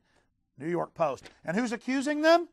Engineers, fire scientist experts, victims' relatives, who yesterday marched around the White House. Mayor, September 11th records should be secret. Mayor Bloomberg, Associated Press. September 11th records should be secret. And what records is he talking about? Police dispatch tapes, firefighter dispatch tapes. Because they have been leaked now by good officers and good firefighters, confirmed, New York Daily Press and other reports, that bombs were going off. And the news has interviewed Lou Caccioli and other firefighters. The head of the firefighter union said that they were warned not to go to work that day and that bombs were going off. You know something? I've made 2 films since September 11th. And in both the emergency release, a special report I put out for limited time, and then, of course, my big official 911 The Road to Tyranny film we're very proud of, I analyzed the USA Patriot Act. I went through the subsections. Of course, the USA Patriot Act is H.R. 3162. Congress passed it without even being able to read it. Ron Paul and others have been on the record saying that. Multiple congressmen and women have been on the record saying they were not even allowed to read it, but were just told to pass it. And the White House threatened that if there's another terrorist attack and you haven't passed this, we'll use it in local campaigns against you to say that you aided the terrorist. Ron Paul refused to pass it, saying that he was being terrorized to do it, but a majority of congressmen and women did. Now, after September 11th, I reported in both my films what H.R. 3162 did, a bill that no one in Congress was even allowed to read. I went in after the passage, got a hold of it, looked at the subsections, where it said they'd have warrantless searches of your house, your business, they'd take whatever they wanted, including records, order you not to tell anyone that they were there, that American citizens, for any crime, any misdemeanor or felony, any violation of federal or state law, would not be able to have lawyers or face our accusers or even have a trial by jury, that we could be indefinitely held. And it clearly said that the new definition of terrorism was any action that endangered human life that violated federal or state law. That was Section 802 of the USA Patriot Act. Despite the fact that I had read the legislation, I was still stunned September 5th when the Associated Press mirrored my analysis of the USA Patriot Act. And I read from Newsday, from the Associated Press, overview of changes to legal rights. Some of the fundamental changes to Americans' legal rights by the Bush administration and the USA Patriot Act following the terror attacks. Freedom of association. Government may monitor religious or political institutions without suspecting criminal activity to assist terror investigations. Came out that Denver, Colorado, and many other cities have been doing this for decades. And it's not just so-called radical groups that are being spied on. It's the Kiwanis Club, the NRA, the most innocent groups you can imagine. Does that intimidate you, Americans? It should infuriate you to expose the terrorists that are keeping these lists on Americans. Freedom of information. Government has closed once public immigration hearings, has secretly detained hundreds of people without charges, and has encouraged bureaucrats to resist public records requests. Oh yeah, they're shutting down the Freedom of Information Act, you name it, on anything you can imagine. Freedom of speech. Government may prosecute librarians or keepers of any other records if they tell people the government subpoenaed information related to a terror investigation. Oh, it's more than just gag orders and subpoenas. The legislation clearly reads they can sneak and peek, break into your house, take whatever they want, and then order you to never tell anyone. Right to legal representation. Government may monitor federal, prison, jailhouse conversations between attorneys and clients and deny lawyers to Americans accused of crimes. Not terrorism, crimes, because now crime has been defined as terrorism. You've seen the ads where they've equated the war on drugs with the war on terrorism. Freedom from unreasonable searches, the Fourth Amendment. Government may search and seize Americans' papers and effects without probable cause to assist terror investigations. Right to a speedy and public trial. Government may jail Americans indefinitely without a trial. Government may jail Americans indefinitely without a trial? Period. Not for terror, for anything. Not for foreigners, as Ashcroft said. He said, you're with the terrorists if you say we're taking American citizens' rights. And we're like, excuse me, we've read the legislation. It clearly states that. Oh no, those that talk about phantoms of lost liberty. You're only helping the terrorists. You will lose your liberty if you say this. Open threat. To those who scare peace-loving people with phantoms of lost liberty, my message is this. Your tactics only aid terrorists, for they erode our national unity and diminish our resolve. Charges of kangaroo courts and shredding the Constitution give new meaning to the term fog of war. Since lives and liberties depend on clarity, not obfuscation, and upon reason, not hyperbole, let me take this opportunity to be clear. My message to America this morning then is this. If you fit this definition of a terrorist, fear the United States, for you will lose your liberty. Right to liberty. Americans may be jailed without being charged or being able to confront witnesses against them. Oh, jail you without charges. Get rid of habeas corpus. And on top of that, don't let you face the witnesses brought against you. Absolutely incredible. Can you imagine things like this happening before September 11th? That was the only pretext they needed to promote implantable microchips, helicopters, face scanning cameras, national ID cards, FEMA camps. It's all in the news now. They're telling you it's for your safety while they leave the border wide open. You think maybe we're giving up our freedom voluntarily? Absolutely. We have no choice. We have no choice. We have no choice. FBI asked lawmakers to take lie detector tests in September 11th leak investigation. Again, they're going after people for leaking government prior knowledge and involvement. They're going after whistleblowers. And under Homeland Security, you can't report sexual harassment in any federal agency that's under it. And it's not 22 agencies, it's 102. You cannot report embezzlement. You are the property of the government under Homeland Security. In an amazing admission, Ari Fleischner admitted, White House press secretary admitted, why are you putting out all these warnings that we're about to be attacked any day by nukes or smallpox? And he said, well, maybe it's because all this government prior knowledge news. He actually said that at a press conference. Washington Times, alerts tied to memo flap, putting out fake alerts to distract from the FBI agents going forward and the knowledge of the information of government prior knowledge coming out. And then the whitewashes, did Bush do enough? We got to give him more power. It's just an accident that September 11th took place. Report cites shortcomings at FBI, CIA, NSA. And the people putting out these reports are the very folks helping to run the operation of September 11th, the heads of these disgusting intelligence committees. Bush, CIA, FBI didn't communicate well before 9/11. Now we need a domestic CIA. That's what they're all reporting now. NSA didn't share key data September 11th. Bush concedes CIA, FBI faults, but doubts attacks were avoidable. Oh, yeah, sure. You know, again, it's, oh, yeah, there is prior knowledge. See, they know you're hearing about all this, but it's just prior knowledge. Remember, they keep trying that. Bush asked Daschle to limit September 11th probes. Remember that? And Daschle tries to polarize things and make it a Republican-Democrat thing. These guys are all puppets at the top. Bill Clinton could have arrested bin Laden. The Sudanese offered to do it, offered to give our government the names of al-Qaeda in this country. That's all confirmed. Clinton answered by shooting cruise missiles at them. Now, there are over a dozen FBI agents that I know of personally who are saying it's government involvement in the attacks. I just want to point out that Rowley, again, is a shill, is a distraction. She's on the periphery, just saying the government screwed up and needs more funding. She really wasn't even involved in the whole thing. She's a distraction and a diversion. What do you do when you got all these real people coming forward? You put a shill out like her to distract. Ooh, here's the big hot tip. Ooh, here's the big revelation. And then it's just some side issue. A real FBI whistleblower, though, reported that her superiors must have been working for al-Qaeda. Again, we turn that around the right direction. It's the FBI runs al-Qaeda, and of course her name is Sybil Edmonds, and she's filed a lawsuit saying her superiors ordered her not to stop al-Qaeda when they knew that they were planning to fly aircraft into buildings.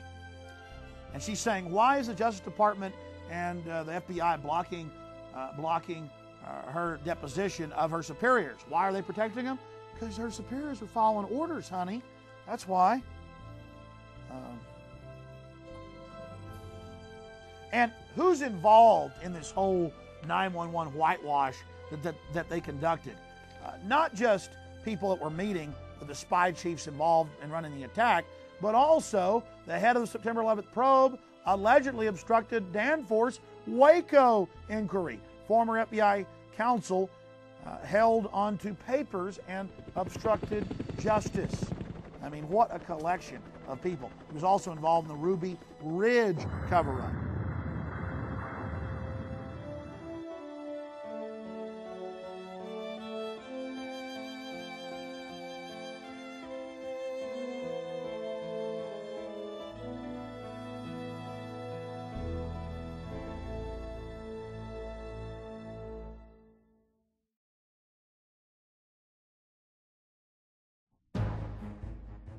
All right, folks, now let's look at what the globalists are getting domestically out of the fear they generated with their attack on the American people of September 11th. This is the 911 police state section. Homeland Security, the Department of Homeland Security. I have read the 24-page synopsis put out by the White House in June of 2002.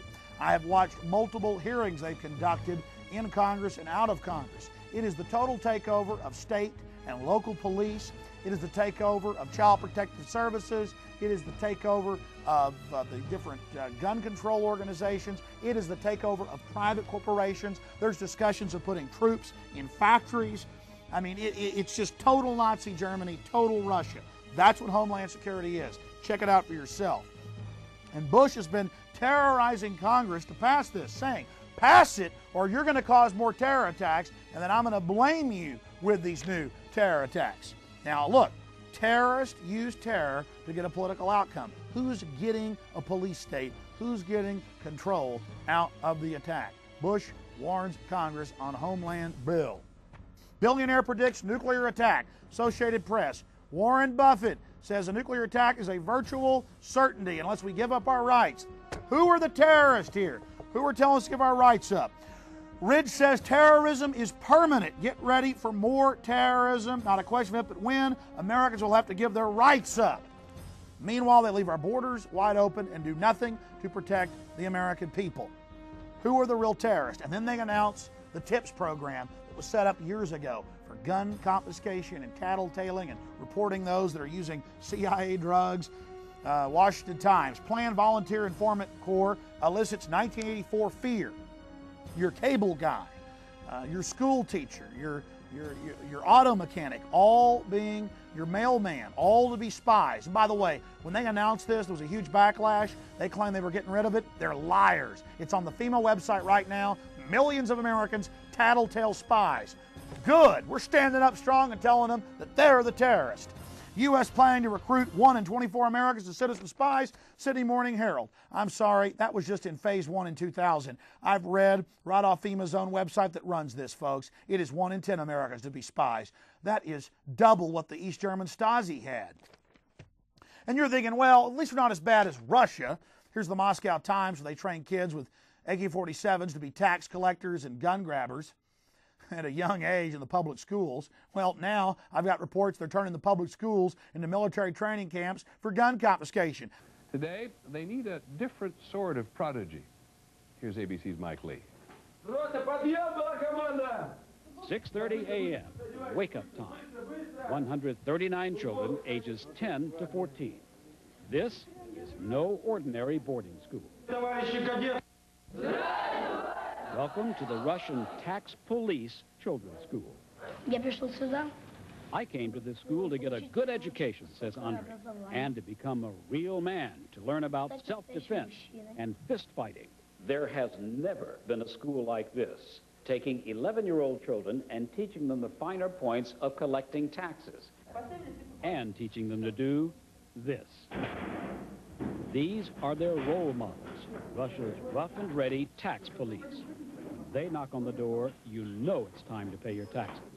They wear black masks and are famous for beating up tax cheats in the Russian mafia. Their motto, we have guns and we know how to use them. At the tax police school, many of the children are orphans. Others are from broken homes. They get decent housing here, regular meals, and a guaranteed high school education with a very strange twist. How many of you think you will get in a gunfight with criminals when you grow up? How many of you are afraid of doing that?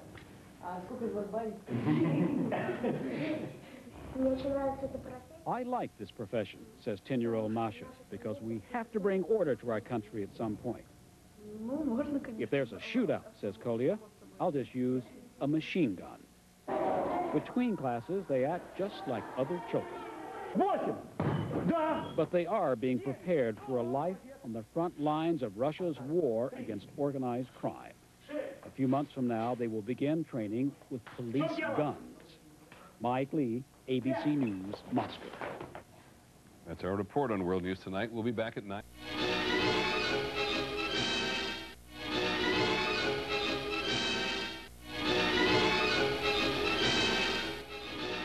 Here's the Philadelphia Inquirer, folks. Mainstream newspaper, not to be confused with the National Enquirer. This is the Philadelphia Inquirer. With Homeland Security in mind, summer camp trains teens. They're trained how to run checkpoints, how to confiscate guns, how to chase adults through the woods with bloodhounds, with the police to aid Homeland Security. It's called Secure Corps, a subgroup of FEMA, set up 3 years ago, 2 years before September 11th. Years ago, I found this on the Army's website, and I made a big deal about it on the air. It was classified in the 80s. They declassified it in the 90s. Americans are already in 12 camps working in slave labor. One camp saves $3.5 million a year. Fort Bliss, Fort Dix, Camp Atterbury, Fort Lee. Americans in camps, civilian inmate labor. And we'll put a link up on the on Infowars.com for you, or you can just go directly to the website and read this on the Army website for yourself. Here's another one. Again, you're doubting me. I remember years ago reporting this. I've been to the FEMA camps in my police state films. We show you up-close video of Marines trying to confiscate your guns and admitting it on tape. Before September 11th. This is now after. LA Times. Camps for Citizens, Ashcroft's hellish vision. Attorney General shows himself as a menace to liberty. Again, ladies and gentlemen, he promised you this would never be for American citizens. He said that if you said it was for American citizens, that you were aiding Al-Qaeda and that you would lose your liberty. What does that mean? We're not taking your rights, but if you say we're taking your rights, we'll take your rights. See, that's double-sided propaganda. That's saying, if you're dumb out there, we're not taking your rights because we know you're dumb and you won't check it out. If you are smart and know we are, we're taking your rights away. He said that to Congress. These people saying there's phantoms of lost liberty. Hey, buddy, I've read the USA Patriot Act. It's the end of America. It's all about American citizens. And now people have read what you've done. You're building your giant FEMA camps. I've got the reports right here. FEMA just put out a bid for 3 1-million-man camps. You say, oh, they'll never get away with that. If the government blows up more stuff, they will. They've already put it in the minds of most Americans that give up your liberty, you get security. When in reality, you get tyranny. See how they're marching you down this road, telling you bigger attacks are coming as you give them more power? Wall Street Journal, shredding the Constitution. At least they got it right. The fact that America is basically ending. Secret detentions violate American values. Seattle Times, mainstream news. American citizens, folks, and foreigners getting grabbed. Ashcroft seeks to abuse the use of secret court. Now, there's no way to abuse a secret court because of the whole thing. A secret court itself is an abuse. Judge orders release of 911 arrestee names, but then later said, oh, you don't have to really do that. That's okay. You don't have to tell us if they're American or if they're foreigners. You can just arrest whoever you want, and you can go ahead and execute them in secret. By the way, they said they'll execute you in secret. Again, that doesn't intimidate me. That makes me angry, folks, because they carried out the attacks, and now they're doing this to us. U.S. defies judge on enemy combatant status. Washington Post. Again, they're saying the Army can designate any American citizen as an enemy combatant and then never charge him with anything. The end of habeas corpus. Here's another one. Bush official. One more terror attack on U.S. Goodbye civil rights.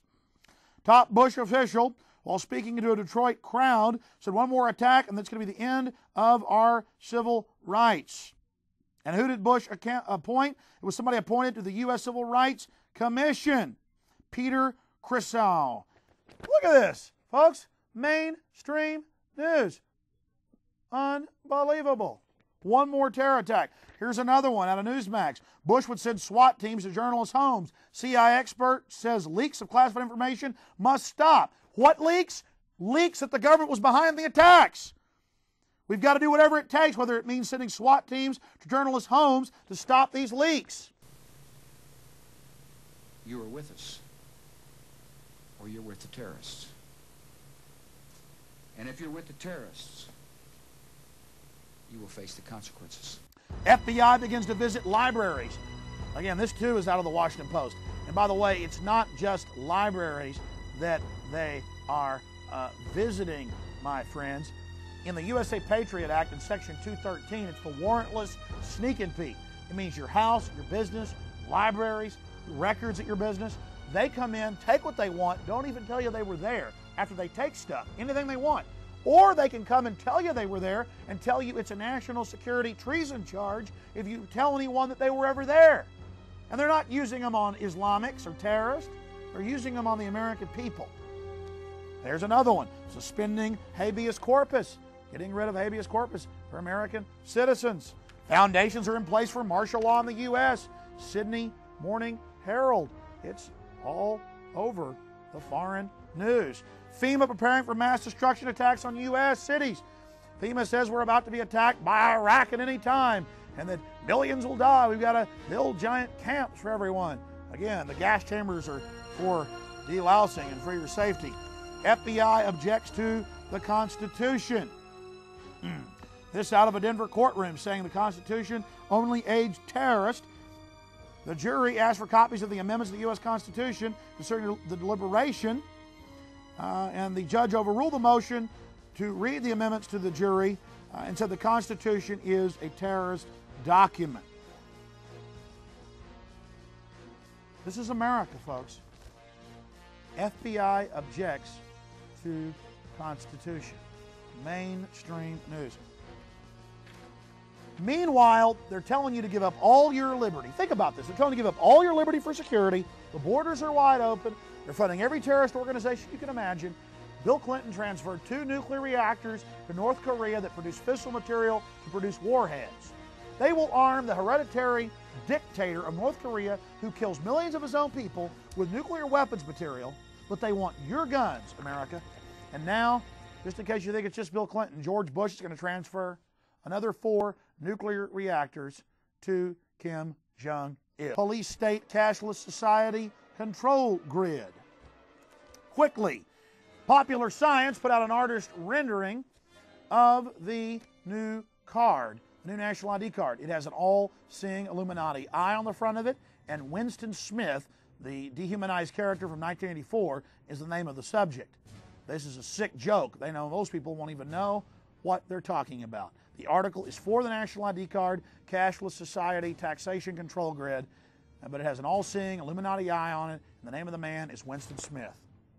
Here's another one, BBC. Burma adopting a e-passport and driver's license to buy and sell, and it has a microchip and a face scan in it. Guess who funded the operation? The article says the United Nations. By the way, the United Nations, at a population control summit just a few months ago, called for a world ID card to tax, trace, and control all of us.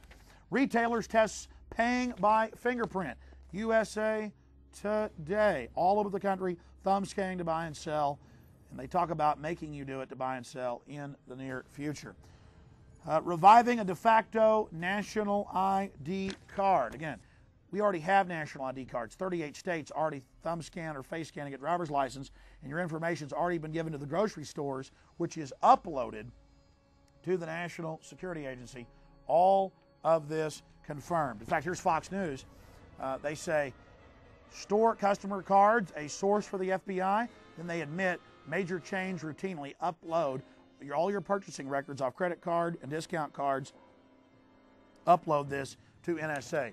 They were even doing that, by the way, before the attack. Police asked stores to take fingerprints. Arlington police are asking businesses to voluntarily participate in a program to take customers' fingerprints if they pay by check. Read on into the article, that means by credit card or debit card as well. And they claim it's going to stop fraud. But we know that the city of Arlington has taken money by some of the big biometric companies. Because who's going to want to get ink all over their hands? Oh no, they've got $100 hand scanners for you.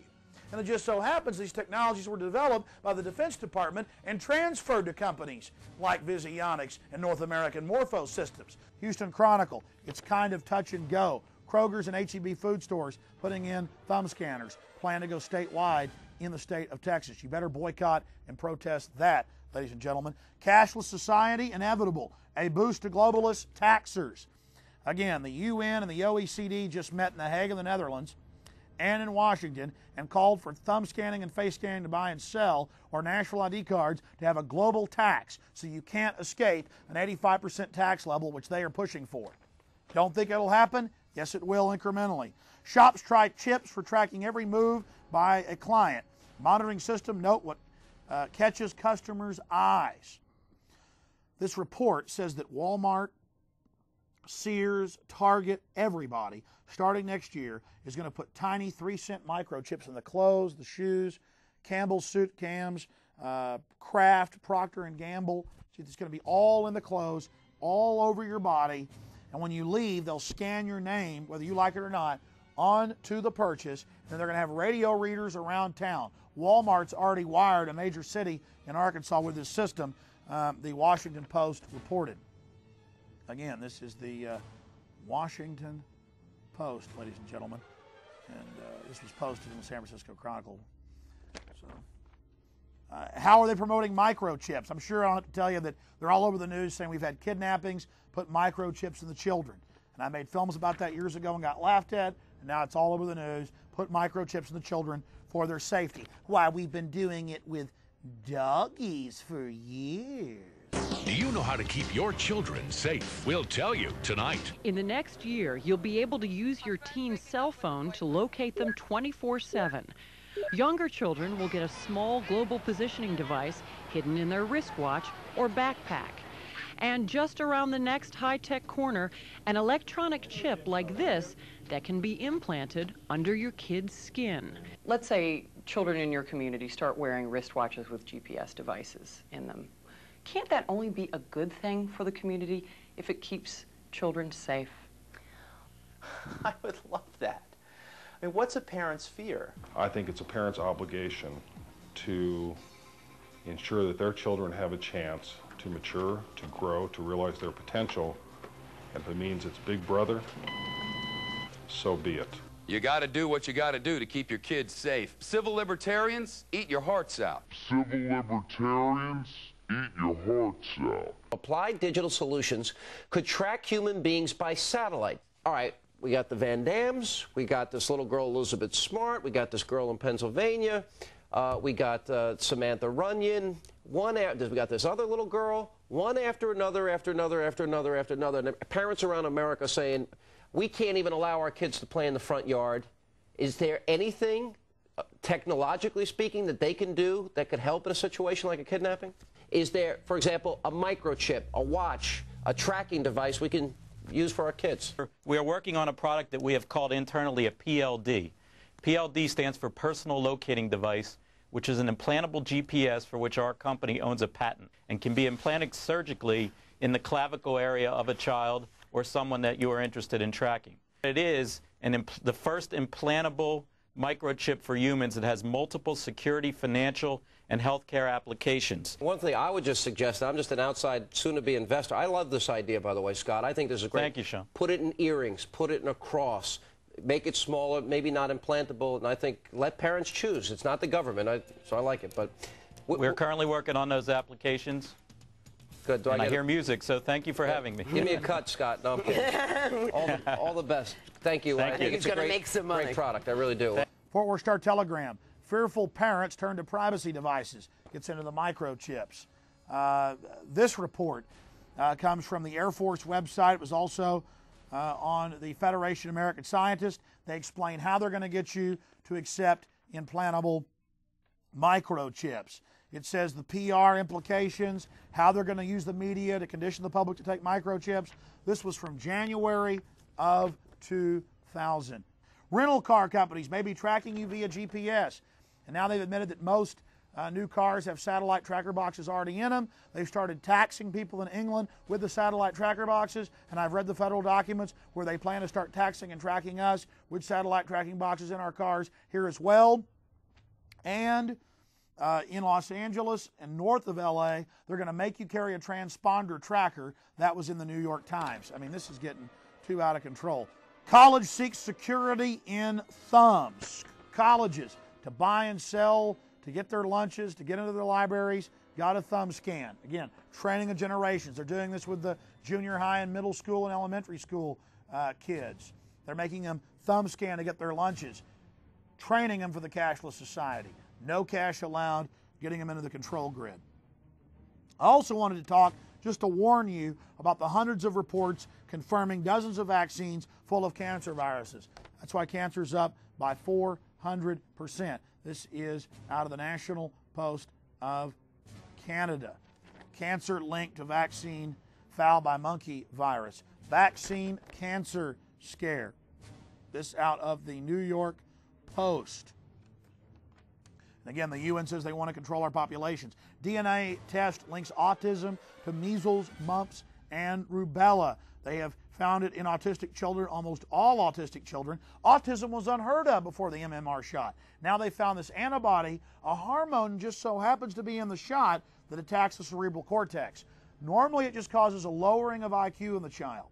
But the government wants a total loss of IQ, ladies and gentlemen.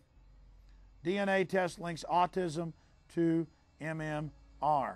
This is out of the Sunday Herald. Scotland on Sunday, blood test link MMR to autism. Hundreds of top reports, ladies and gentlemen, from all over the world. Here's another one. Virus engineered to sterilize pest. Washington Times. Reason I covered this article from August, because years ago I saw articles about the tetanus shots being used to sterilize third world women. And now you look at our people in the West, no matter what color they are, they're losing their fertility. 75% sperm counts down, women way down, fertility way down. Look at this. Look at this again. Virus engineered to sterilize pests. Exactly how the UN got caught doing it, they're now doing it for other mammals. And they see us as pests. Vaccinations from Austin clinics could be bad. This is just where I live. You know, this stuff is everywhere, folks. It's out of the Houston Chronicle. There's no place to hide. Amazing story. They now have ultrasonic radar that can look through your walls and look at the ventricles of your heart. Wired magazine. 5 years ago, I saw reports of this. They're giving them to police departments. The older versions that just see a black and white image of you in your home. Crisp and clean image. Folks, this is a violation of every canon of a free society. And since they've gotten all these technologies, have we been safe? No, we've been attacked by terrorists. Feds open Total Tech Spy System, also from Wired News. They call it the Total Information Awareness Network, and their symbol is the all-seeing eye of the Illuminati, right off of DARPA's own website. Delaware police compiled database of future suspects. I interviewed the city council member. They're compiling names of the Kiwanis Club, of the Second Amendment groups. It came out in Denver, Colorado, the Denver Post, 3,000 plus people's names, 300 plus groups.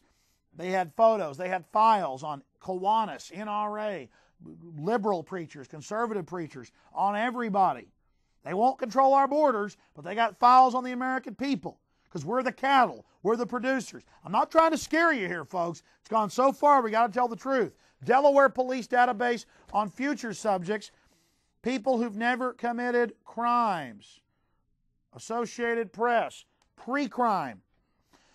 U.S. report foretells a brave new world. I talked to these folks. U.S. National Science Foundation says we will all be implanted with microchips in our brains in the next 20 years. Same thing the Air Force and Federation of American Scientists said. This from the Sydney Morning Herald.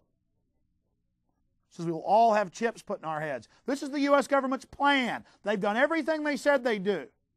Now, they blow up cities with nukes, which they've said is going to happen. They claim it's some shadowy, Goldstein enemy right out of 1984. Bill Joy, co-owner of Sun Microsystems, author of the Java language, worth about $8 billion. Wired magazine says the elite plans to kill us, 80% of us, so they have access to life extension technologies. Why the future doesn't need us. Why humans are an endangered species. Again, Bill Joy, multi-billionaire, having a pang of conscience, telling you they plan to kill you. Ted Turner, Prince Philip, they've all said it. I put that in my other films. 8th Circuit Court of Appeals rules that they can have unlimited forced drugging of people that haven't even been charged for unlimited period of times to prepare you to be charged. And they've been grabbing in test cases middle-class doctors and others and forced drugging them. This put out by the American Association of Physicians and Surgeons. City to tax rainwater. From North Carolina to Washington State, cities are now saying they're going to tax you for the use of rainwater with meters. I'm not kidding. Mainstream news. Just talk about total tyranny. Talk about Big Brother, folks. This is it. Did you ever think you'd see them on the nightly news saying you need to take implantable microchips in your brain? Well, they're now doing it. Will military enforce domestic law? Bush, Ridge look at suspending 1878 Posse Comitatus Act. And they've been all over the news saying that. Again, we have 700,000 police. Why do we need military? Because they are a force that takes on the general public. They are not a force that goes out and fights terrorists. Administration mulls whether to give military more power within U.S. borders. Associated Press. Now again, I made films about this in 97, 98, 99, 2000. I warned you. I said terrorism was coming. They were going to spring these troops on us. Now they're getting rid of Posse Comitatus. Meanwhile, there's thousands less Border Patrol agents on the southern border because the government is cutting their pay and then raising the pay for other federal positions on purpose. Our borders are a sieve. Immigration bill offers felons a second chance. And not just aggravated felons convicted of murder, rape, robbery, pornography, child pornography, arson. They want them to come here as illegal aliens and to become members of the military. I mean, yes, you're not living in the Twilight Zone. This stuff is really happening. Because it says legal aliens, but you read in the bill, it's illegal aliens too. So if you're a felon, they want you. Again, Hitler wanted criminals working for him. So did Stalin. And the British brought in foreign troops, Hessians. Why? Because they'll shoot at people, folks. Foreigners find military fast track to citizenship. Again, more on that. Here's a key story. The Globe and Mail Landry sees more fluid Canadian-U.S. border. Pan American Union under Northcom actually says it. Here's the Toronto Star. Primers, governors promote open border. North America will lose out to Europe in a new global economy unless Canada and the United States open their borders, create a Pan American Union. Here's the Globe and Mail. Canada-U.S. near troop deal. Washington and Ottawa are close to a deal allowing U.S. soldiers to cross the border and operate on Canadian soil in the event of a terrorist attack. The proposal, revealed by Defense Minister John McCallum yesterday, would likewise let Canadian troops take part in the anti-terror operation south of the border. It says Canadians are worried about losing their sovereignty. Yeah, Americans don't even know about this. The Army War College report calls for Mexican and Canadian troops to, quote, patrol America and deal with American terrorists. And now they've got children's video games that the Pentagon puts out where you kill American militia members. San Diego, folks. Associated Press. Army seeks recruits through soldier video games. Who do you fight in the game? You fight the American militia.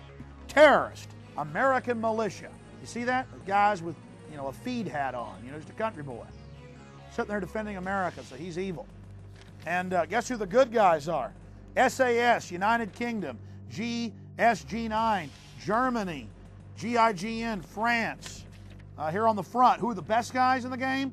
Spetsnaz, Russian. Look at this. Spetsnaz, Russian. They're the good guys. New law lets Army get info on high school kids. Your psychological test, your scores, everything, without your parents knowing. Again, all this through Homeland Security. Come on, folks. U.S. sends suspects to face torture. What are they training your children to be? They take the patsies, the fall guys, for torture. Our troops are training on torturing people. They admit they're torturing them. Soaring achievement in spying, microfly to infiltrate terrorists. Weapons sends messages loud and clear. New sound weapons being given to police. Marine training continues. British force field protects armored personnel carriers, tanks, zaps grenades. Again, there's all these different reports. This is America. MSNBC, the answer to protect America? What's their answer? Domestic CIA. Wake up, ladies and gentlemen. I could go for 100 hours here and not cover it all. But I don't just have the articles. I've been there. I've videotaped it. I've seen the New World Order in action. We're under attack. Warn everybody. Warn everybody you know. Warn them now. The government engineered the attacks. They had the military set up to go after the American people decades ago. They've been slowly, incrementally setting this up. Now, most of the top video games, even the games the government puts out, you go out and kill Americans that resist the government. Your kids are simulating this in their minds. This is all set up and admitted. But we can speak out. We're the people. There's been a great backlash against Ashcroft and his camps and the TIPS program and all of this. The problem is they're going to blow more stuff up and say, see, you got to give us all your rights. Don't listen to the civil libertarians. Don't listen to the folks that, say we deserve freedom. They're selling you tyranny. Check out the information for yourself. Go to InfoWars.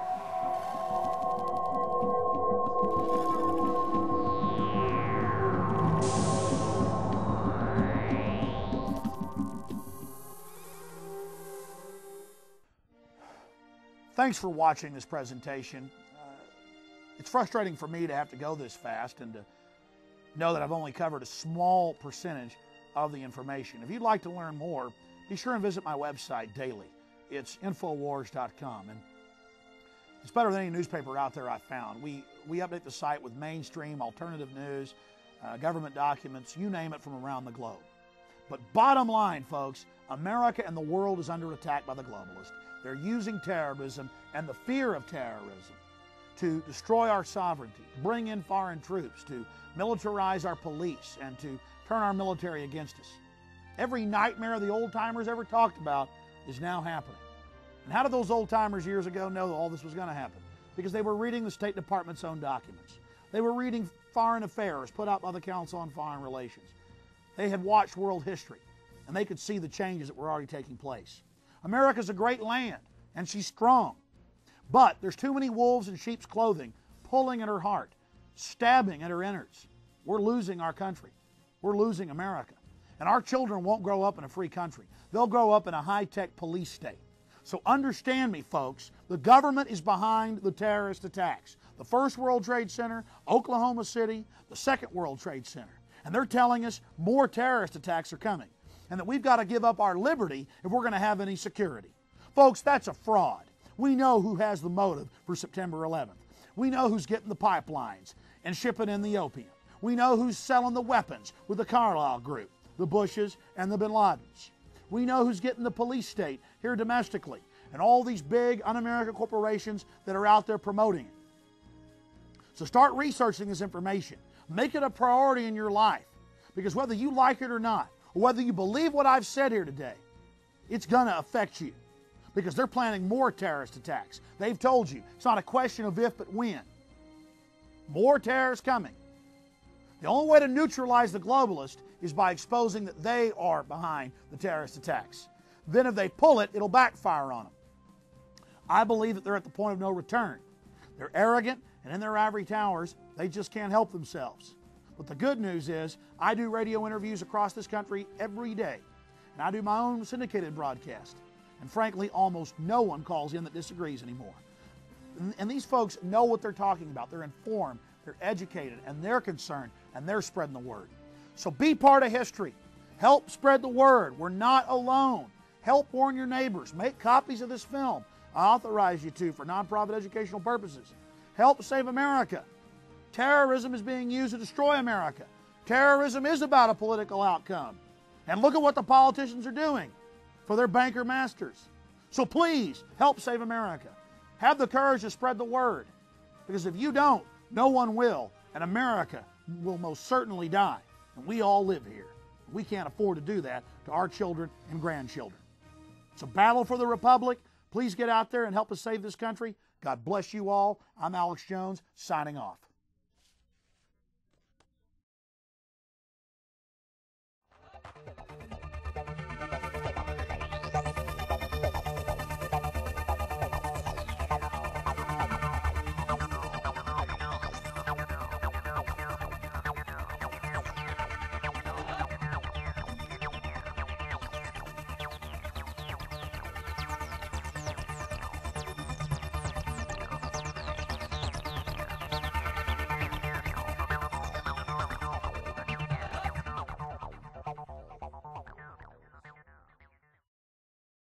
To order additional copies of this film or other titles, please call toll-free 1-888-253-3139.